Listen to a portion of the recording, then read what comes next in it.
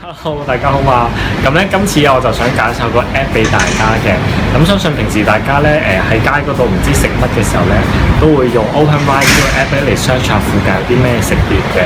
咁今次我就想介紹一個 app 咧，就係專門 search 你附近嘅素食店嘅，即係等於係素食版嘅 OpenRice 咁樣嘅。我而家就已經做一次俾大家知點樣用啦。咁首先咧，你就撳咗個 app 啦。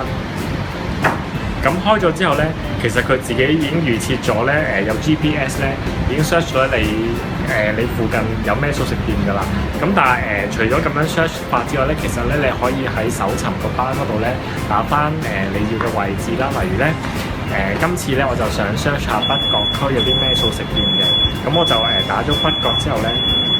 你撳咧，咁就會有睇翻 list 到北角區有啲咩素食店㗎啦。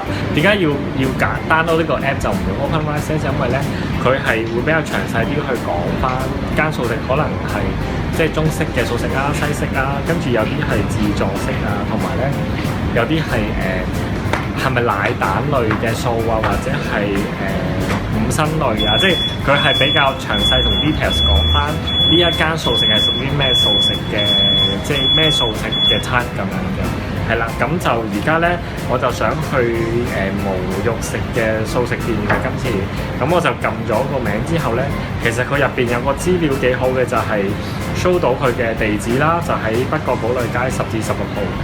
仲有個電話，同埋咧會有翻 Facebook 嘅 link，你可以撳入去嘅。咁咧，只要你撳翻喺個地圖入邊咧，就會有支針咧，就會係即係顯示到你想揾嗰間鋪嘅位置啦。然後藍色呢一點咧，就係顯示你而家嘅位置啦。咁你就可以而家可以行過去嗰間鋪頭啦，我哋一齊行去啦。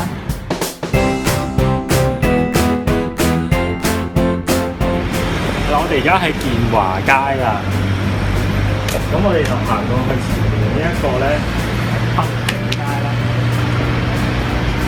咁就轉右邊啦。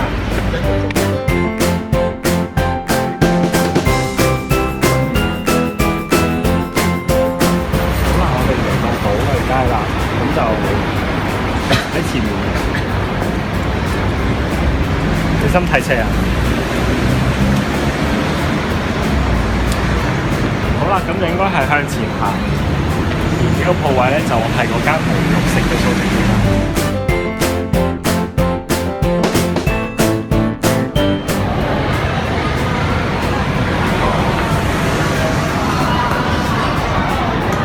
係啦，咁就用呢一個 app 咧，就可以好簡單咁樣咧，幫你揾到你想揾嘅素食店嘅位置啦。大家快啲去 download啦！拜拜。